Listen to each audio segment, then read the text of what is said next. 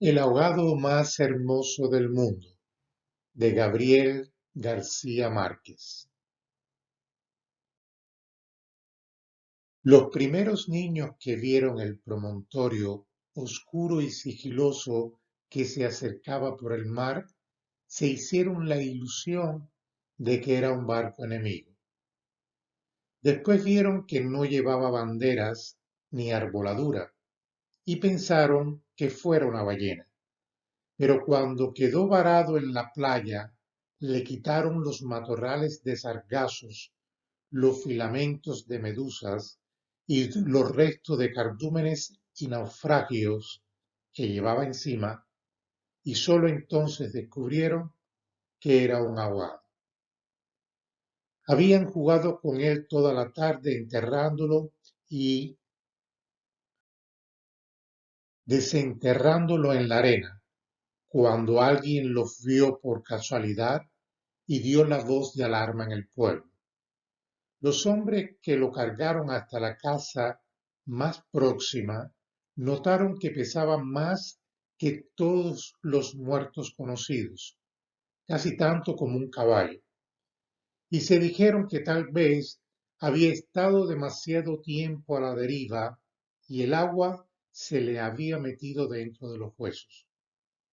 Cuando lo tendieron en el suelo, vieron que había sido mucho más grande que todos los hombres, pues apenas sí cabía en la casa, pero pensaron que tal vez la facultad de seguir creciendo después de la muerte estaba en la naturaleza de ciertos ahogados. Tenía el olor del mar y sólo la forma permitía suponer que era el cadáver de un ser humano, porque su piel estaba revestida de una coraza y de rémora y de lodo. No tuvieron que limpiarle la cara para saber que era un muerto ajeno. El pueblo tenía apenas unas 20 casas de tablas con patios de piedras sin flores desperdigadas en el extremo de un cabo desértico. La tierra era tan escasa que las madres andaban siempre con el temor de que el viento se llevara a los niños y a los pocos muertos que les iban causando los años tenían que tirarlos en los acantilados. Pero el mar era manso y pródigo, y todos los hombres cabían en 7 botes. Así que cuando encontraron el ahogado, les bastó con mirarse los unos a los otros para darse cuenta de que estaban completos. Aquella noche no salieron a trabajar en el mar, mientras los hombres averiguaban si no faltaba alguien en los pueblos vecinos. Las mujeres se quedaron cuidando el ahogado. Le quitaron el lodo con tapones de esparto, le desenredaron del cabello los abrojos submarinos y le rasparon la rémora con fierros de desescamar pescados. A medida que lo hacían, notaron que su vegetación era de océanos remotos y de aguas profundas, y que sus ropas estaban piltrafas como si hubiera navegado por entre laberintos de corales. Notaron también que sobrellevaba la muerte con altivez, pues no tenía el semblante solitario de otros ahogados de mar, ni tampoco la catadura sórdica y menesterosa de los ahogados fluviales. Pero solamente cuando acabaron de limpiarlo tuvieron conciencia de la clase de hombre que era, y entonces se quedaron sin aliento. No solo era el más alto, el más fuerte, el más viril y el mejor armado que habían visto jamás, sino que todavía cuando lo estaban viendo no les cabía en la imaginación. No encontraron en el pueblo una cama bastante grande para tenderlo ni una mesa bastante sólida para velarlo.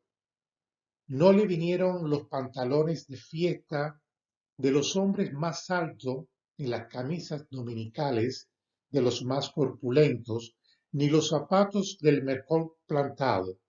Fascinadas por su desproporción y su hermosura, las mujeres decidieron entonces hacerle unos pantalones con un buen pedazo de vela cangreja y una camisa de bramante de novia, para que pudiera continuar su muerte con dignidad. Mientras cosían sentadas en círculo, contemplando el cadáver entre puntada y puntada, les parecía que el viento no había sido nunca tan tenaz ni el Caribe había estado nunca tan ansioso como aquella noche, y suponían que esos cambios tenían algo que ver con el muerto. Pensaban que si aquel hombre magnífico hubiera vivido en el pueblo, su casa habría tenido las puertas más anchas, el techo más alto y el piso más firme, y el bastidor de su cama habría sido de cuadernas maestras con pernos de hierro y su mujer habría sido la más feliz.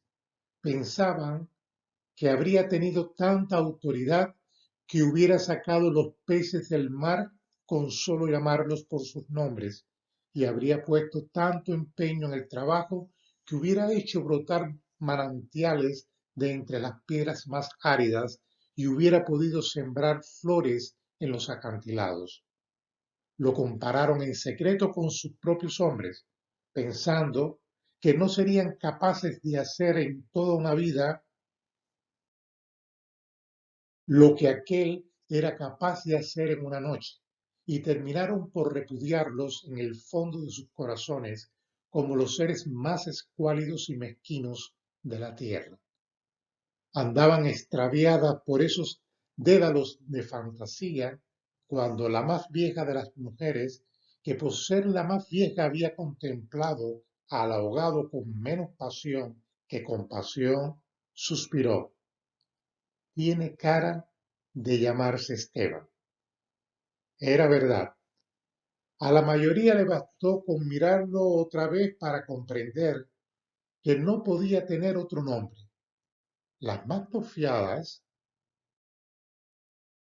que eran las más jóvenes, se mantuvieron con la ilusión de que al ponerle la ropa, tendido entre flores y con unos zapatos de charol, pudiera llamarse Lautaro. Pero fue una ilusión vana. El lienzo resultó escaso, los pantalones mal cortados y peor cosidos le quedaron estrechos y las fuerzas ocultas de su corazón hacían saltar los botones de la camisa. Después de la medianoche se adelgazaron los silbidos del viento y el mar cayó en el sopor del miércoles. El silencio acabó con las últimas dudas. Era Esteban. Las mujeres que lo habían vestido, las que lo habían peinado, las que le habían cortado las uñas y raspado la barba, no pudieron reprimir un estremecimiento de compasión cuando tuvieron que resignarse a dejarlo tirado por los suelos. Fue entonces cuando comprendieron cuánto debió de haber sido de infeliz con aquel cuerpo descomunal, si hasta después de muerto le estorbaba. Lo vieron condenado en vida a pasar de medio lado por las puertas, a descalabrarse con los travesaños, a permanecer de pie en las visitas sin saber qué hacer con sus tiernas y rosadas manos de buey de mar, mientras la dueña de la casa buscaba la silla más resistente, le suplicaba, muerta de miedo: siéntate aquí, Esteban, hágame favor.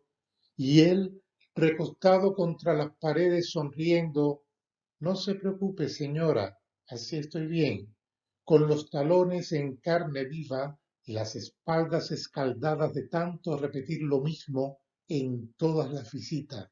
No se preocupe, señora, así estoy bien. solo para no pasar la vergüenza de desbaratar la silla y acaso sin haber sabido nunca que quienes le decían no te vayas, Esteban, espérate siquiera que hierva el café, eran los mismos que después susurraban ya se fue el bobo grande, qué bueno, ya se fue el tonto hermoso. Esto pensaban las mujeres frente al cadáver un poco antes del amanecer. Más tarde, cuando le taparon la cara con un pañuelo para que no le molestara la luz, lo vieron tan muerto para siempre, tan indefenso, tan parecido a sus hombres, que se le abrieron las primeras grietas de lágrimas en el corazón. Fue una de las más jóvenes la que empezó a sollozar. Las otras, alentándose entre sí, pasaron de los suspiros a los lamentos, y mientras más sollozaban, más deseos sentían de llorar, porque el ahogado se les iba volviendo cada vez más Esteban, hasta que lo lloraron tanto que fue el hombre más desvalido de la tierra, el más manso y el más servicial, el pobre Esteban.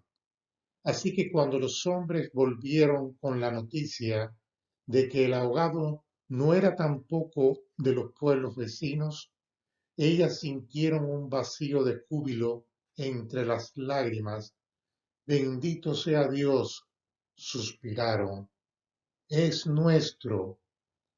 Los hombres creyeron que aquellos aspavientos no eran más que frivolidades de mujer, cansados de las tortuosas averiguaciones de la noche, lo único que querían era quitarse de una vez el estorbo del intruso antes de que prendiera el sol bravo de aquel día árido y sin viento.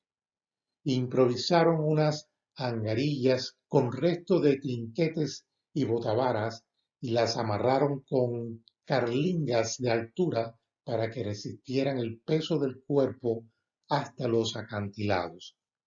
Quisieron encadenarle a los tobillos un ancla de buque mercante para que fondeara sin tropiezo en los mares más profundos, donde los peces son ciegos y los buzos se mueren de nostalgia, de manera que las malas corrientes no fueran a devolverlo a la orilla como había sucedido con otros cuerpos. Pero mientras más se apresuraban, más cosas se le ocurrían a las mujeres para perder el tiempo.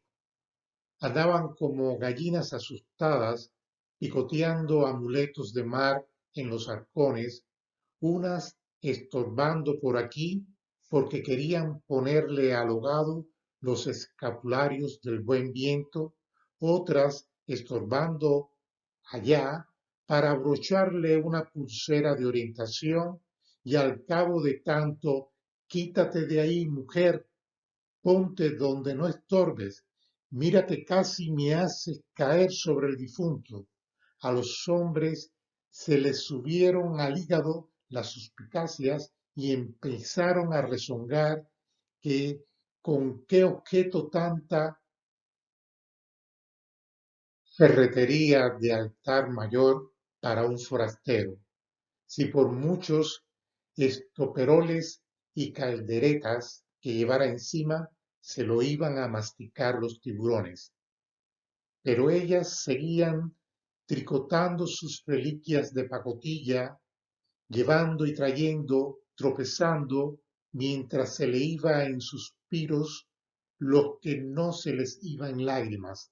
Así que los hombres terminaron por despotricar que de cuando acá semejante alboroto por un muerto al garete, un ahogado de nadie, un fiambre de mierda. Una de las mujeres, mortificada por tanta indolencia, le quitó entonces al cadáver el pañuelo de la cara y también los hombres se quedaron sin aliento. Era Esteban. No hubo que repetirlo para que lo reconocieran. Si les hubieran dicho Sir Walter Raleigh, quizás hasta ellos se habrían impresionado con su acento de gringo, con su guacamaya en el hombro, con su arcabuz de matar caníbales. Pero Esteban solamente podía ser uno en el mundo, y allí estaba tirado como un sábalo, sin botines, con unos pantalones de ciremesino y esas uñas rocallosas que solo podían cortarse a cuchillo. Bastó con que le quitaran el pañuelo de la cara para darse cuenta de que estaba avergonzado, de que no tenía la culpa de ser tan grande, ni tan pesado, ni tan hermoso. Y si hubiera sabido que aquello iba a suceder, habría buscado un lugar más discreto para ahogarse. En serio, me hubiera amarrado yo mismo un áncora de galeón en el cuello y hubiera trastabillado como quien no quiere la cosa por los acantilados, para no andar ahora estorbando con este muerto de miércoles, como ustedes dicen, para no molestar a nadie con esta porquería de fiambre que no tiene nada que ver conmigo. Había tanta verdad en su modo de estar que hasta los hombres más suspicaces, los que sentían amargas las minuciosas noches del mar, temiendo que sus mujeres se cansaran de soñar con ellos para soñar con los ahogados, hasta esos y otros más duros se estremecieron en los tuétanos con la sinceridad de Esteban. Fue así como le hicieron los funerales más espléndidos que podían concebirse para un ahogado expósito. Algunas mujeres que habían ido a buscar flores en los pueblos vecinos regresaron con otras que no creían lo que les contaban y éstas se fueron por más flores cuando vieron al muerto y llevaron más y más hasta que hubo tantas flores y tanta gente que apenas si se podía caminar.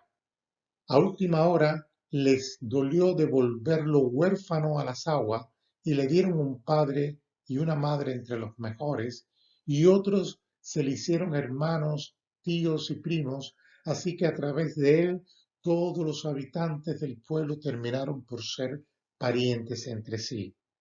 Algunos marineros que oyeron el llanto a distancia perdieron la certeza del rumbo y se supo de uno que se hizo amarrar al palo mayor, recordando antiguas fábulas de sirenas, mientras se disputaban el privilegio de llevarlo en hombros por la pendiente escarpada de los acantilados.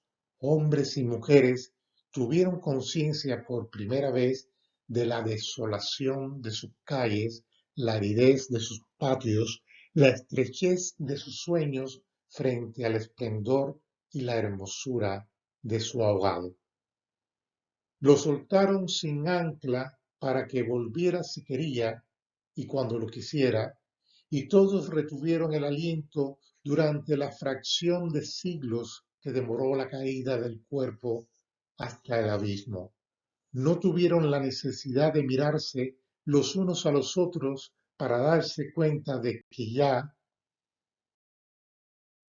no estaban completos, ni volverían a estarlo jamás.